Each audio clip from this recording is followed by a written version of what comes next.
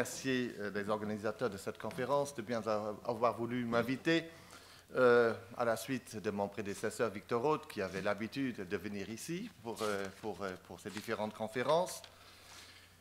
Et donc j'ai choisi pour sujet, pas le sujet que tout le monde attendait, c'est-à-dire Solvabilité 2. Rassurez-vous, même si je n'en parle pas, ce n'est pas que ça ne va pas venir, mais pour parler d'un sujet qui me tient particulièrement à cœur et qui, en plus, rencontre les préoccupations de la plupart de ceux qui sont ici aujourd'hui, c'est-à-dire le développement de l'assurance vie et surtout celui de l'assurance vie en unité de compte, parce qu'en effet, il y avait des nouveautés.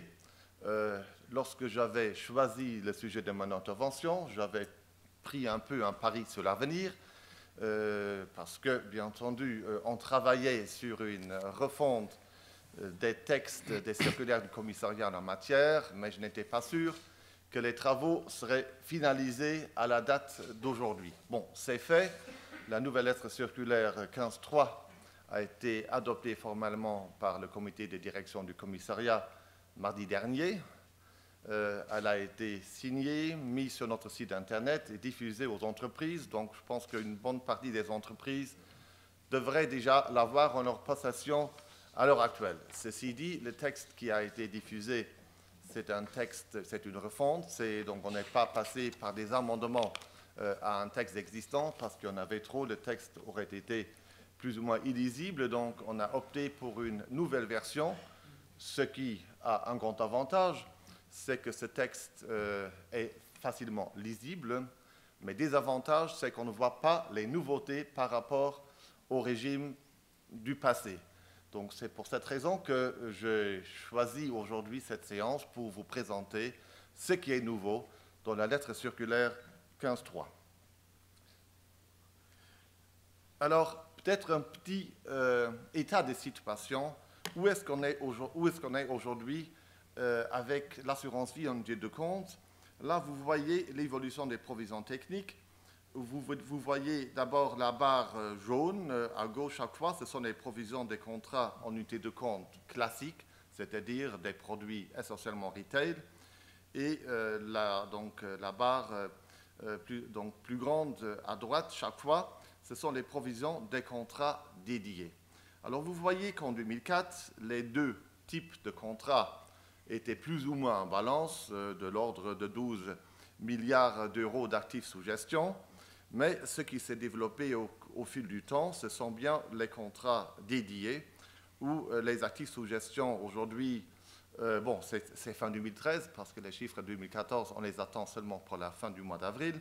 Mais fin 2013, les actifs sous gestion pour les contrats dédiés étaient supérieurs à 65 milliards d'euros, plutôt de l'ordre de 66-67 milliards, alors que, et donc on est en partie justement de 12 milliards, donc plus ou moins on a multiplié par 5 le volume des actifs sous gestion en 10 ans, alors que pour les contrats en UC classiques, on est passé de 12 à un peu plus de 20, donc on a moins que doublé l'encours. Donc ce qui montre que les deux volets des assurances d'unité de compte continuent à se développer, mais ce sont surtout les contrats dédiés qui ont été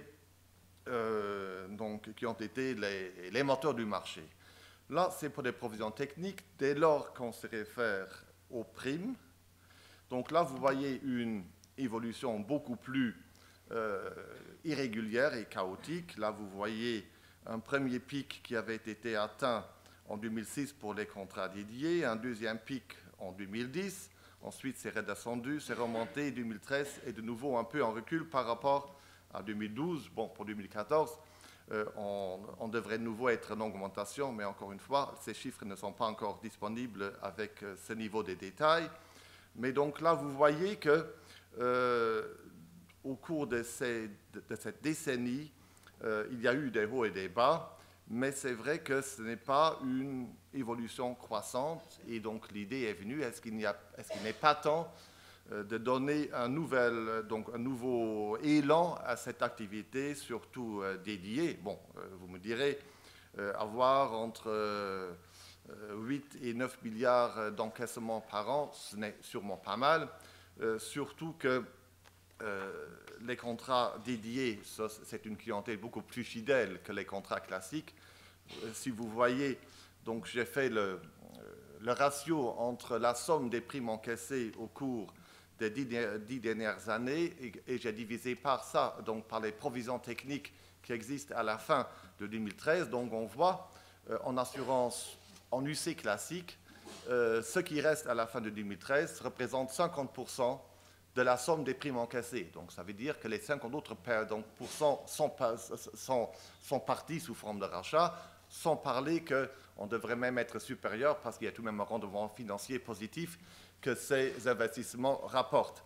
Par contre, si je fais le même calcul pour les fonds dédiés, ce qui reste au bout de 10 ans représente 75% de la somme des primes versées.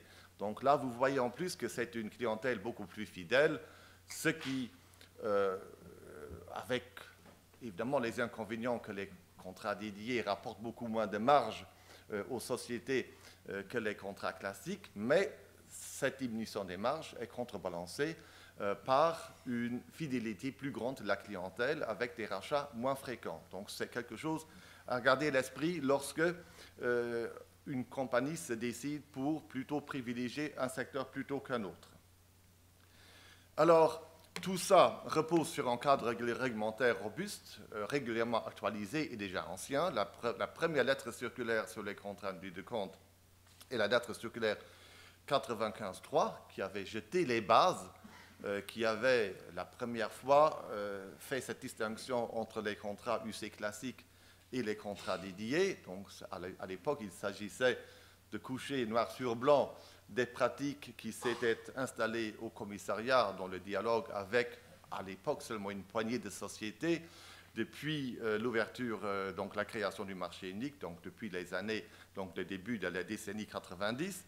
Donc c'était la lettre circulaire 85.3 qui avait été remplacée en 2001 par la lettre circulaire 018, elle-même modifiée à 3 reprises. Donc c'est là où on a renoncé à un certain nombre de notifications, on a allégé le fardeau administratif sur les entreprises, on a cherché à responsabiliser les entreprises, à regarder par elles-mêmes si un fonds était compliant ou non, à déterminer par elles-mêmes certaines grilles d'investissement. Et nous, on n'était que le contrôleur par après, alors qu'auparavant, on était presque un contrôleur systématique avant chaque produit. En 2008, donc vous voyez que cette lettre de 2001 avait été modifiée à 3 reprises. En 2008, on a remis sur le métier la lettre circulaire pour la remplacer par la lettre circulaire 081. Donc là, on a créé les fonds collectifs réservés à une clientèle particulière. Donc auparavant, il y avait les dédiés ou il y avait le collectif, mais le collectif, c'était du retail pour tout le monde et les dédiés, c'était pour les investisseurs sophistiqués.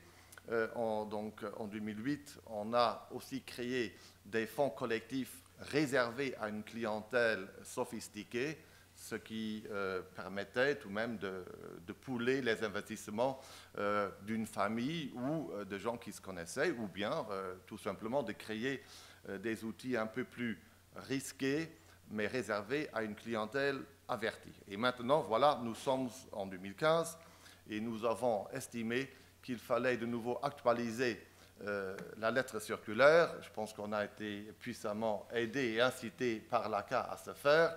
Donc, vous avez vu les graphiques, on avait atteint un certain palier des primes. On veut faire mieux et on veut accompagner les entreprises pour ce faire, tout en ne sacrifiant pas la prudence qui convient à un produit d'assurance. Alors, quelles sont les nouveautés de la lettre circulaire 15.3 ? Bon, il y a 4 domaines dans lesquels on a cherché à actualiser nos règles. Donc d'abord, un certain nombre de définitions étaient devenues désuètes, le monde a évolué et il a fallu mettre à jour certaines définitions, mais ce n'est tout de même pas un simple toilettage linguistique. Lorsqu'on a mis à jour certaines définitions, on a en fait élargi le potentiel d'investissement. On verra ça plus en détail tout à l'heure. Ensuite, on a modifié les règles de classement des clients. Là aussi, ça va dans un sens pour simplifier la vie aux entreprises, pour permettre un accès plus facile à certains produits dédiés. on a créé le fonds d'assurance spécialisé. Bon, je pense que ça, c'est la grande nouveauté de la lettre circulaire, c'est-à-dire par ce fonds d'assurance spécialisé qui n'est pas réservé à une clientèle avertie, on permet en fait à tout le monde d'investir directement en actions, obligations, bien entendu. Plus on est sophistiqué, plus on a le droit d'investir dans ces actifs, mais à la base, tout le monde, même celui qui n'apporte que quelques milliers d'euros à un assureur, a le droit, si l'assureur, bien entendu, le propose, d'investir directement dans une action, une obligation ou un produit structuré déterminé. Enfin, on a tiré quelques leçons du passé. On a vu que, notamment sur les produits structurés, les garanties qu'on croyait offrir les produits structurés, qu'on avait appelés à garantie renforcée, parfois étaient contournées par les émetteurs de ces produits et que les garanties offertes en réalité n'existaient pas. Donc là aussi, je vais y revenir tout à l'heure. Voilà, donc pour le menu, maintenant, entrons dans les détails des modifications. Bon, une première grande modification concerne la définition des fonds alternatifs à garantie renforcée. Donc, on a laissé la définition du fonds alternatif telle qu'elle figurait dans la lettre circulaire 081, c'est-à-dire tout fonds qui n'est pas un UCITS,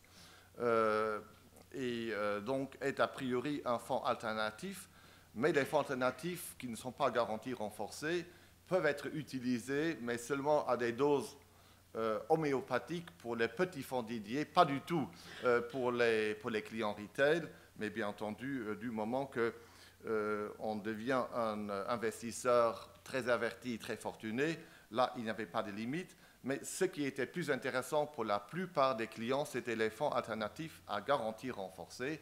Là, on voulait, en 2008, déjà avoir certaines garanties, comme le fait que le gestionnaire de ces fonds gère quelques centaines de millions dans ce fonds pour prouver qu'il était vraiment professionnel, qu'il savait bien gérer ça. On avait demandé l'appartenance parfois à un grand groupe bancaire, etc., qui donnait aussi une certaine assurance, ou encore on demandait la révision des comptes de ces fonds alternatifs à garantie renforcée par un des Big Four, donc disons par un cabinet d'audit mondialement connu. Donc ici, on a élargi la définition des fonds à garantie renforcée en disant, en fait, tous les fonds alternatifs qui sont dans la zone A, qu'on a elle-même, donc ça c'est le point 2, élargi. La zone A, c'était la zone A de l'OCDE, c'est presque toute l'OCDE, sauf la Turquie et quelques juridictions peut-être un peu moins avancées.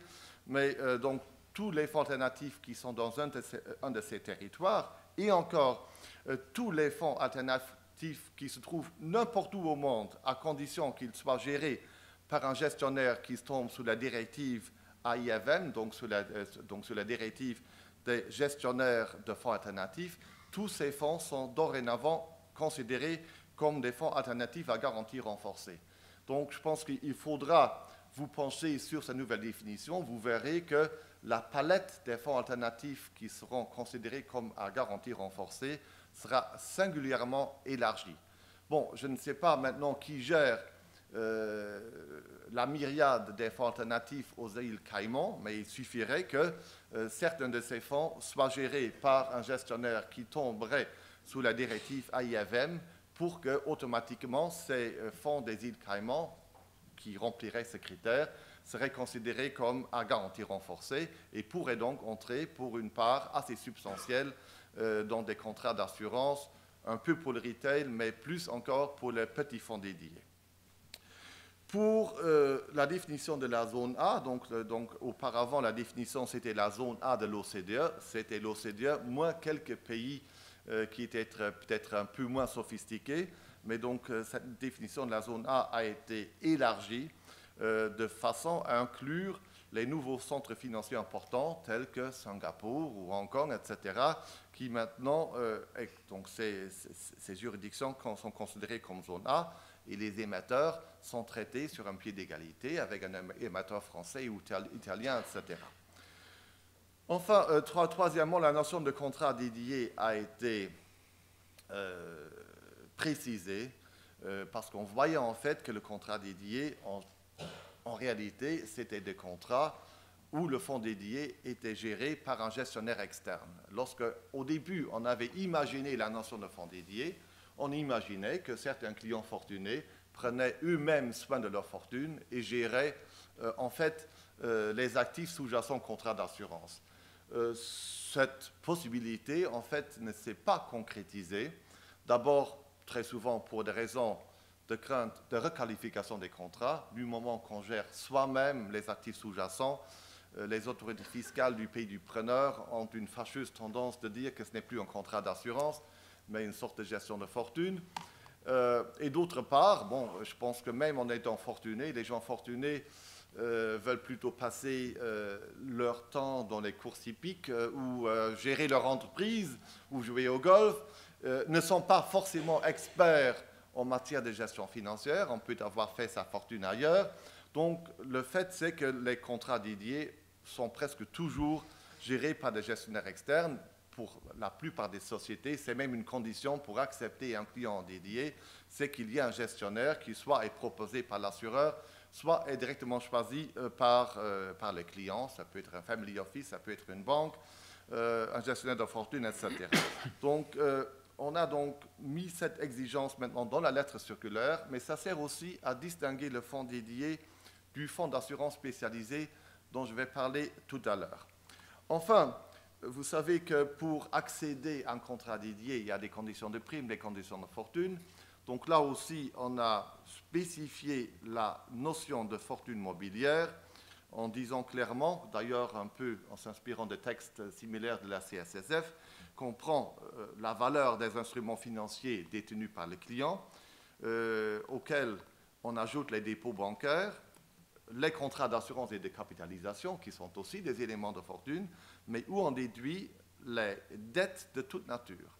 Donc, quelqu'un qui aurait vendu sa villa à la Côte d'Azur pour, avec le produit, acheter un contrat d'assurance, ou qui aurait hypothéqué sa villa à la Côte d'Azur pour contracter un emprunt bancaire avec lequel il achèterait un contrat d'assurance, n'aurait pas droit à un dédié, tout simplement parce que si on déduit la dette qu'il a contractée auprès de sa banque, il n'a aucune fortune mobilière. Donc il faut montrer qu'on a une fortune mobilière indépendamment de tout prêt qu'on a contracté auparavant.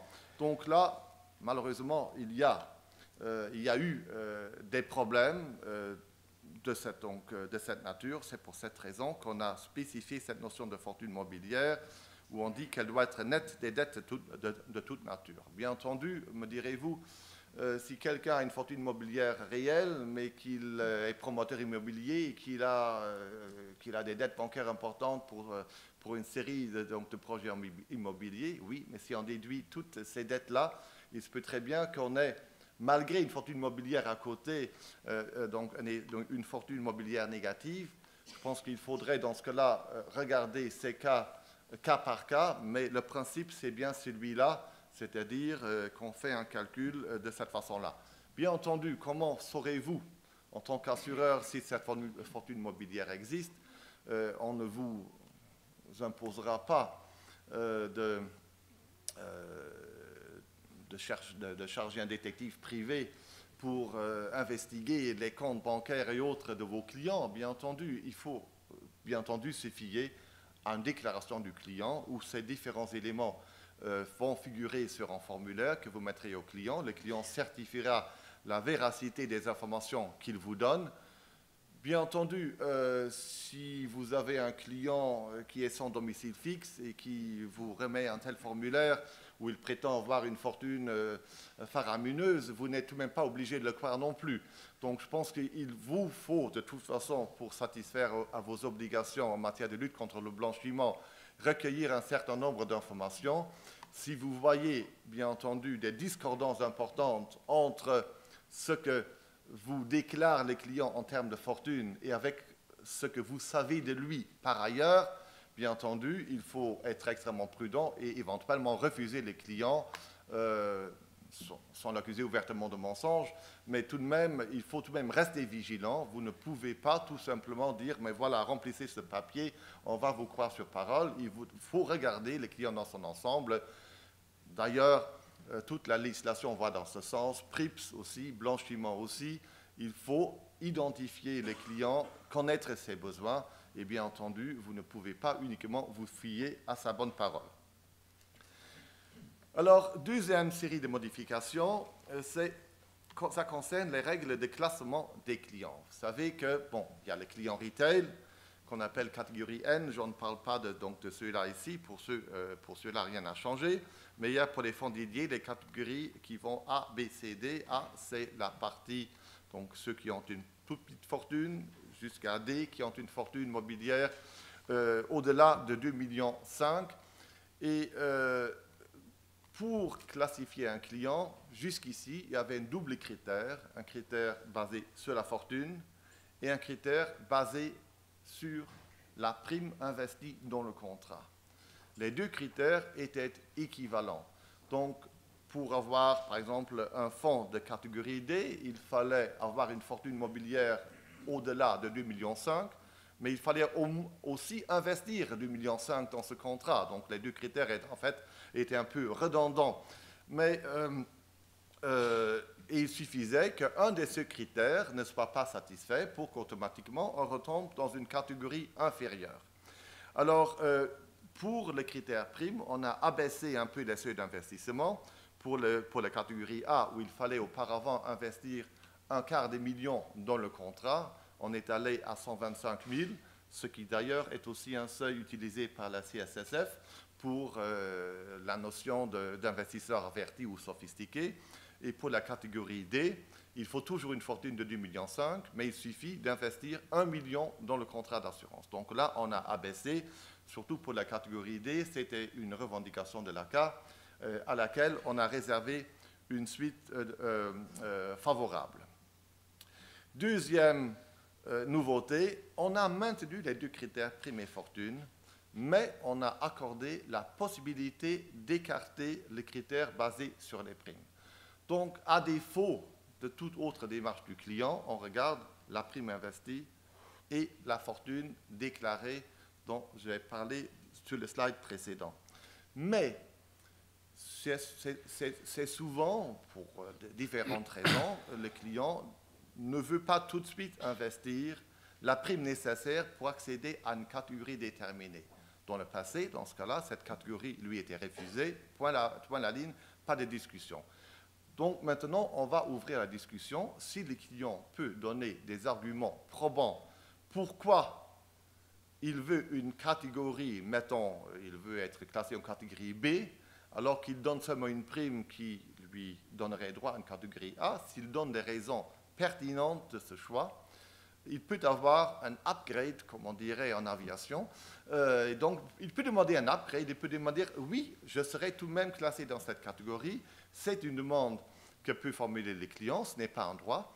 Encore une fois, il appartient à l'assureur d'évaluer le profil de son client, d'évaluer ses besoins, d'évaluer les risques qu'il est raisonnable de lui faire tenir et de prendre sa décision. Donc, ce n'est pas un droit d'avoir cet upgrade, mais c'est au moins un droit de le demander. Si l'assureur est satisfait de ce que le client lui raconte, il peut lui accorder cet upgrade. Quel est le cas typique où un upgrade peut être intéressant? Mais c'est que vous avez un richissime investisseur qui, en fait, veut tester un assureur sur la place, ou il veut peut-être tester 3-4 assureurs en même temps. Donc, il donne à chacun seulement 1 million, alors qu'il va demander tout de même une gestion de catégorie D. Bon, D, c'est maintenant qu'il donne seulement un demi-million à chacun des assureurs, qui lui donnerait seulement droit à une catégorie, mettons C. Mais il veut tout de même complète liberté et il donne un demi-million à 4 assureurs de la place. Et au bout d'1 an, 2 ans, il va regarder les performances des uns des autres et il va se dire, mais si l'expérience est concluante, mais je vais choisir un des 4 assureurs auxquels je vais donner 20 ou 40 ou 50 millions. Donc, je pense que si le client vient avec ce genre d'argument, pour dire pourquoi il investit finalement assez peu et qu'il veut tout de même un profil de risque élevé. Si ces explications sont satisfaisantes, il peut demander donc cet upgrade. Mais bien entendu, de même que le client peut demander un upgrade, il peut aussi demander un downgrade. Rien n'empêche un client de venir avec 10 millions, de dire à son assureur, je veux une gestion dédiée, mais seulement des obligations d'État. C'est son droit le plus strict. Et pour que l'assureur ou son gestionnaire de fortune ne fasse pas de bêtises, il va tout de suite le demander dans le contrat, je veux un profil A maintenant, ou un profil B, alors qu'il pourrait avoir droit donc, à beaucoup plus. Donc voilà, bien entendu, cet upgrade et ce downgrade n'existent pas seulement au moment de la conclusion du contrat, mais tout au long du contrat, le client peut demander un upgrade ou un downgrade en donnant, le cas échéant, les explications nécessaires. Bien entendu, pour demander un downgrade, il ne faut pas d'explication. Donc, je pense que là, si le client ne veut plus prendre le même profil de risque, le même niveau de risque qu'auparavant, c'est toujours son droit donc de demander. Troisième nouveauté, c'est la suppression du lien entre la catégorie et l'évolution du contrat. Vous savez qu'un des grands problèmes dans le passé, c'était un client avait investi, mettons, 10 millions d'euros dans un contrat. Il demandait le rachat, l'épargne diminuait et passait en dessous de 2,5 millions. Et l'assureur devait lui dire, écoutez, vous êtes passé en dessous de 2,5 millions, vous n'avez plus le droit d'être en catégorie D, vous devez repasser en catégorie C et encore jusqu'à la fin du contrat. Je pense que ce lien maintenant a été supprimé. On a aujourd'hui la catégorie, une fois attribuée, reste celle du client. Un client ne devient pas moins averti parce qu'il a retiré 90% de son épargne. Les clients qui a pris le risque, qui a accepté le risque en début de contrat, il peut supporter ces risques jusqu'en fin de contrat, même si son épargne vient à diminuer au fil du contrat, soit parce qu'il a racheté partiellement son contrat, soit parce que les actifs ont tout simplement très mal performé, qu'il a investi dans les mauvais titres. Donc, c'est le maintien du rang. Bien entendu, le maintien du rang est contrebalancé par le fait que le client peut de lui-même demander un downgrade si, à un certain moment, compte tenu du niveau de son épargne, la politique initialement convenue lui paraît dorénavant trop risquée. Mais il n'y a plus de lien automatique, ce qui, évidemment, allège de beaucoup le fardeau administratif des assureurs qui ne doivent pas suivre l'évolution de l'épargne et faire le lien entre la catégorie, ce qui a régulièrement causé des problèmes à nos compagnies et ce que nos contrôles sur place ont régulièrement révélé. Troisième grande nouveauté, c'est la création du fonds d'assurance spécialisé. Pourquoi est-ce qu'on a créé ce fonds d'assurance spécialisé? L'origine du problème, c'était les investissements en produits structurés. Les produits structurés, ce ne sont pas des fonds. Ce sont des produits émis par des banques ou des institutions spécialisées appartenant très souvent à des groupes bancaires et pour lesquels les assureurs, surtout dans le segment retail ou petits fonds dédiés, souhaitaient bien investir l'argent de leurs clients. Malheureusement, avec les règles de la lettre circulaire actuelle, ce n'était pas possible parce que c'était un investissement direct et les investissements directs étaient réservés aux détenteurs d'un contrat dédié. Donc, en dessous de 250 000, on ne pouvait pas investir directement dans un produit structuré. Alors, quelle était la parade? Mais il fallait que l'assureur mette sur place un fonds interne collectif qui n'avait qu'un seul actif, c'est-à-dire un certain nombre d'unités de ce produit structuré qu'il pouvait ensuite vendre en retail. C'était vraiment un habillage pour permettre aux clients retail d'investir dans ces produits. Bien entendu, si l'assureur avait demandé une tranche spéciale d'un produit structuré émis seulement pour lui, ça ne posait pas trop de problèmes parce que dans ce cas-là, l'assureur était sûr de pouvoir vendre une tranche de ce produit à une multitude d'investisseurs. Par contre, s'il avait seulement un ou deux clients qui demandaient quelque chose qui existait sur le marché en tant que produit structuré, sur le marché secondaire ou nouvelle émission, il fallait créer un fonds interne collectif uniquement pour ces 2-3 clients, ce qui était tout de même administrativement très lourd, et on a vu beaucoup de notifications de création de fonds internes collectifs avec un produit structuré comme unique actif. Et bon, c'était beaucoup de bureaucratie pour peu de résultats. Et donc, on s'est dit, mais pourquoi est-ce qu'un client, même retail, ne pourrait pas investir directement en ligne directe? Mais de notre part, on n'a pas voulu faire prendre plus de risques à ses clients. On s'est dit, oui, tout le monde peut investir directement dans un actif déterminé, une action, une obligation, un produit structuré, mais à condition que le poids de cet actif ne soit pas supérieur au poids qu'aurait pu avoir cet actif dans un portefeuille où on passerait par des fonds internes collectifs. À la limite, pour illustrer ça avec un exemple, mettons qu'un fonds interne collectif puisse investir 20% de son actif dans l'action d'un seul émetteur et que les règles actuelles permettent à un client retail d'investir 100% de sa prime dans ce fonds interne collectif. Donc ça veut dire que concrètement, de façon indirecte, le client détient 20% de son avoir dans une action déterminée, mais en passant par un fonds interne collectif. On s'est dit, mais pourquoi est-ce qu'il ne pourrait pas directement acquérir, à concurrence de 20% de sa prime, ce même actif? Ce qui simplifierait beaucoup les choses, et c'est justement ce qu'on a fait par la création du fonds d'assurance spécialisé. Donc le fonds d'assurance spécialisé, c'est comme le fonds dédié, un fonds attaché à un seul contrat. Donc chaque contrat a la possibilité de faire adosser en tout ou en partie son avoir à un fonds d'assurance spécialisé. Mais les règles, donc les règles ou la hauteur à laquelle on peut investir dans un actif déterminé dépend de la catégorie du souscripteur. Encore une fois, pour un client retail qui indirectement pouvait déjà investir, mettons 5% dans un actif déterminé, peut le faire directement à l'avenir. Mais pour le même actif, un client, mettons de catégorie B, aurait pu investir 20% de façon indirecte, peut aussi maintenant le faire de façon directe à raison de 20%. Donc ça simplifie un peu la gestion et donc ça diminue la prolifération des fonds internes collectifs. Donc il n'y a pas, comme je vous l'ai dit, il n'y a pas de condition de prime ni de fortune. Donc n'importe quel client peut demander, bien entendu, si l'assureur le propose. Un assureur n'est pas obligé de proposer ce nouveau type de support. Donc n'importe qui peut donc investir dans ces actifs sans condition de prime ou de fortune.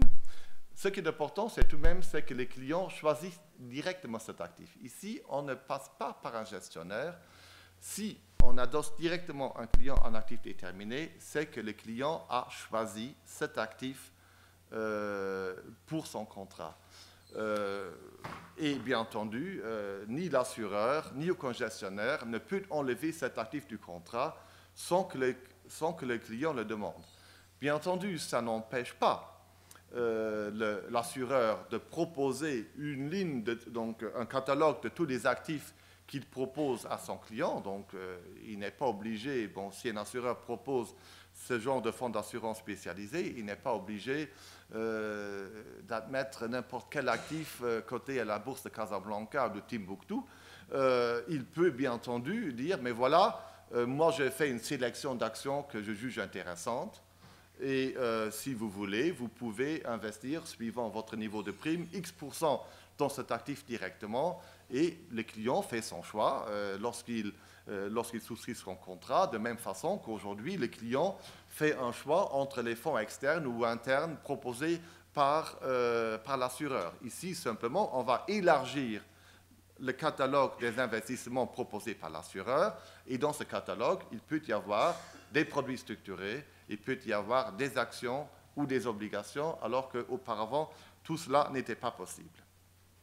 Donc, il y a absence de gestion par un tiers, il n'y a pas de limite sur les dépositaires, il n'y a pas de dépositaire unique. Pourquoi est-ce qu'on demande le dépositaire unique pour les fonds dédiés?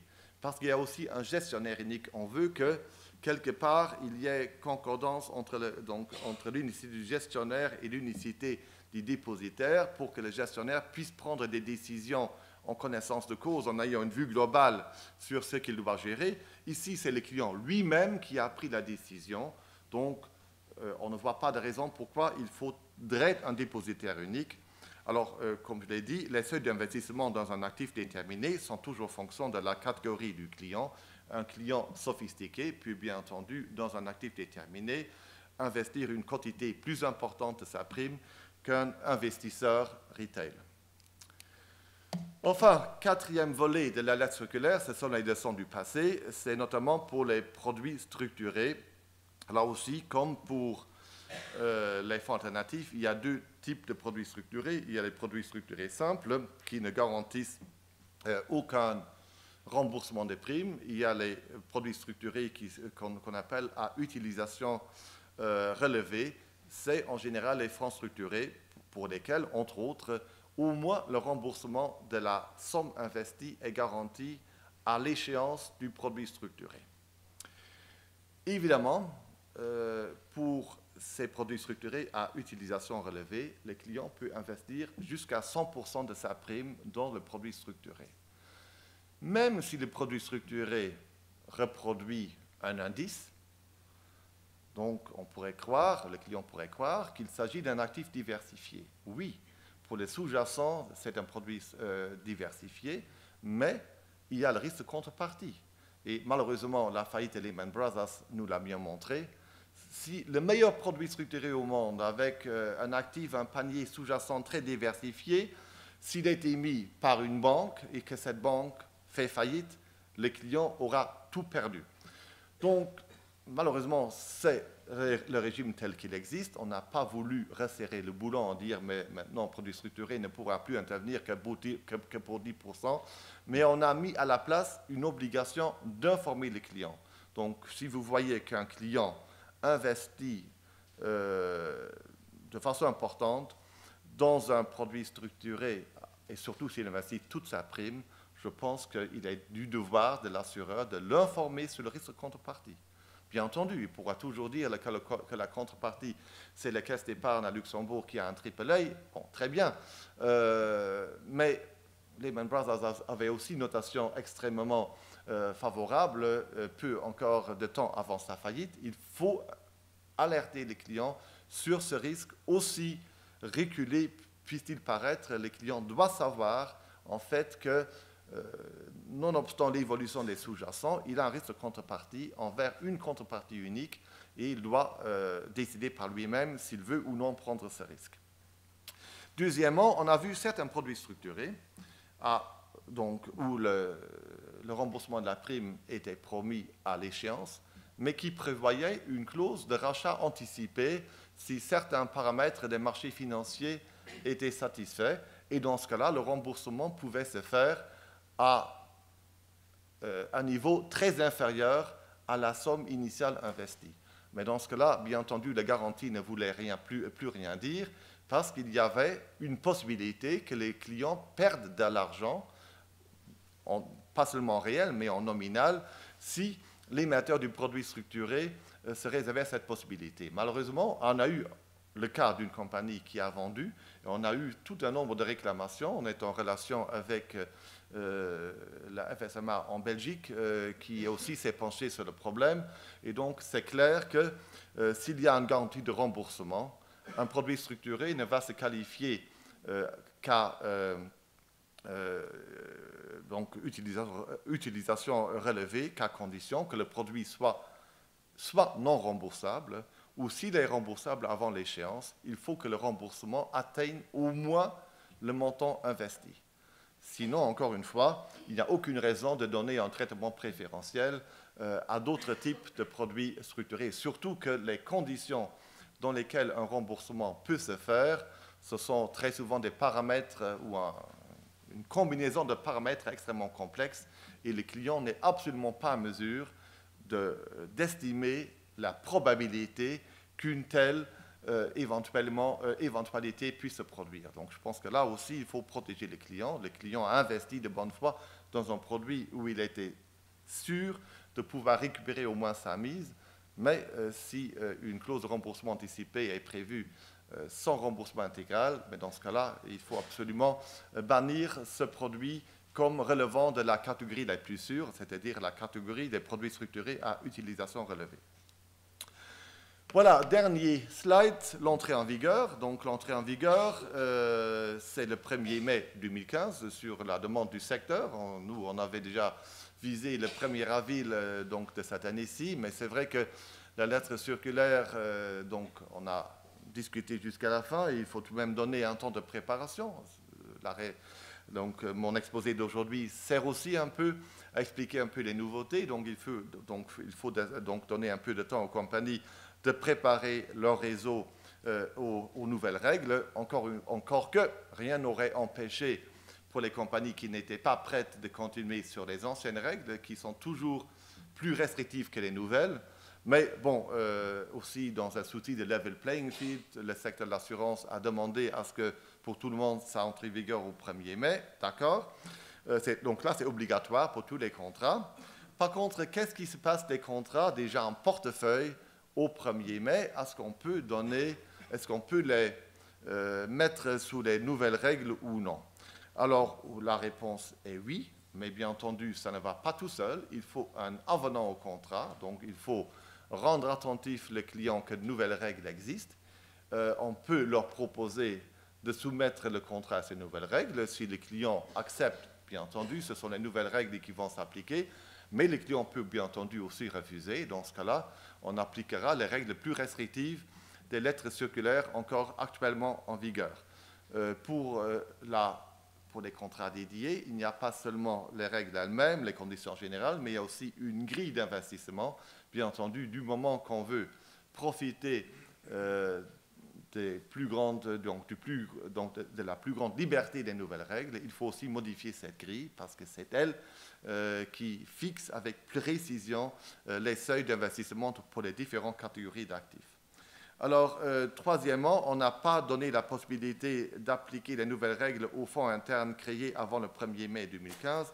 Les fonds internes collectifs, donc le mot important fait défaut. Donc, il n'y a pas de possibilité d'appliquer les nouvelles règles aux fonds collectifs internes anciens.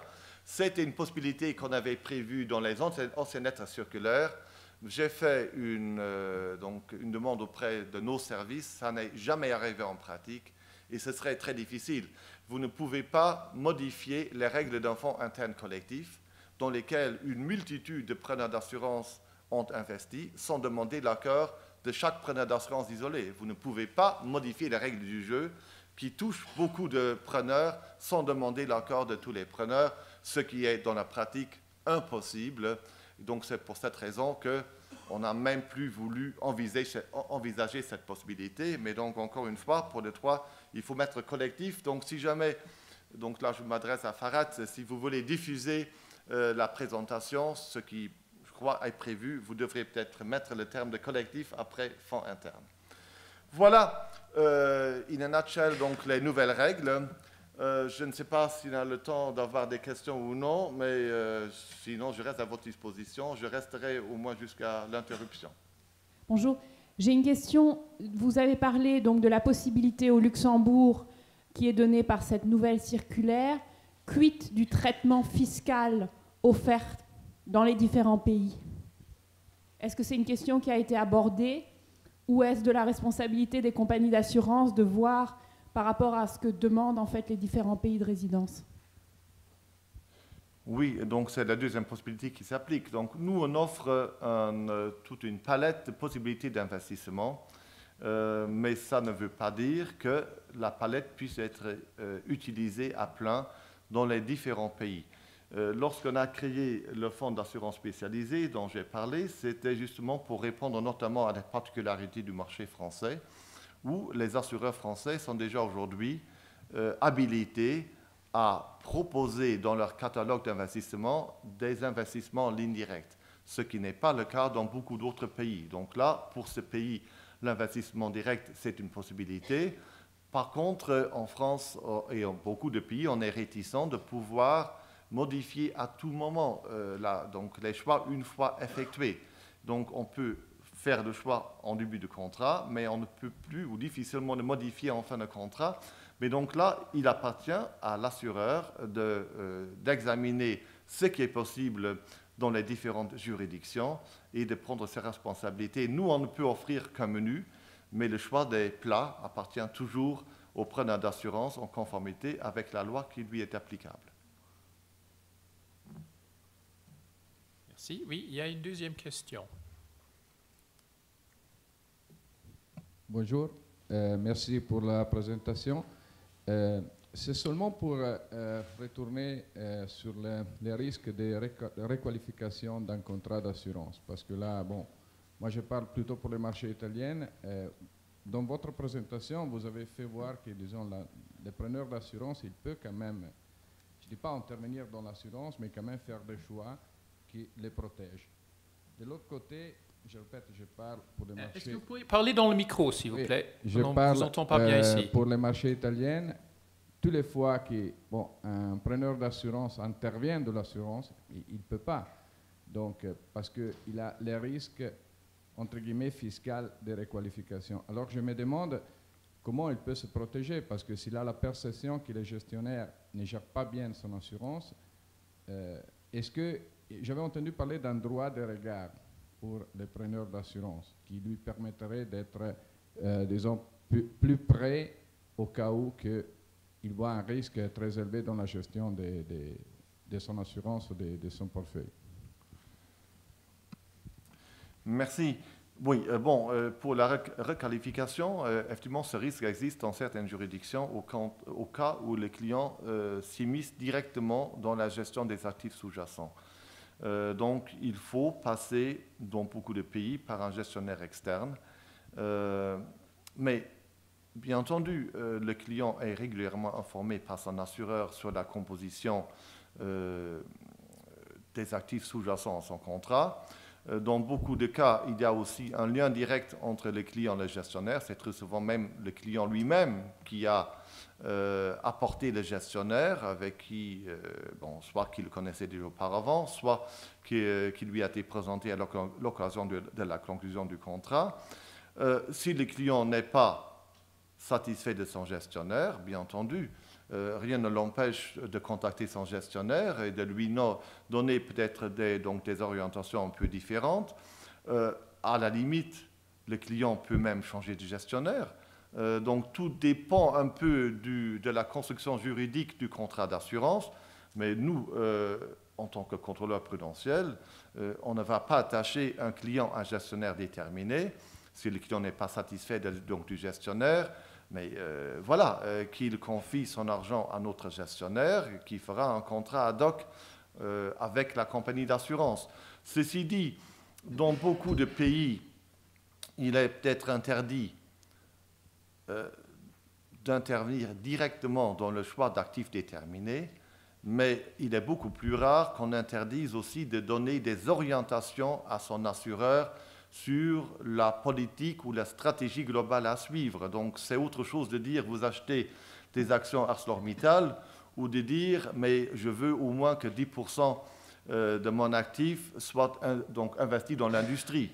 C'est qui est un moyen contourné peut-être d'avoir aussi une exposition par rapport à ce sous-secteur économique. Donc là, il faut regarder ce que permettent les différentes législations, mais changer l'orientation d'une stratégie d'investissement, ça devrait tout de même être possible dans la plupart des pays. Mais encore une fois, si vraiment le client est dissatisfait, rien ne lui interdit, du moins pas de notre point de vue, de changer de gestionnaire.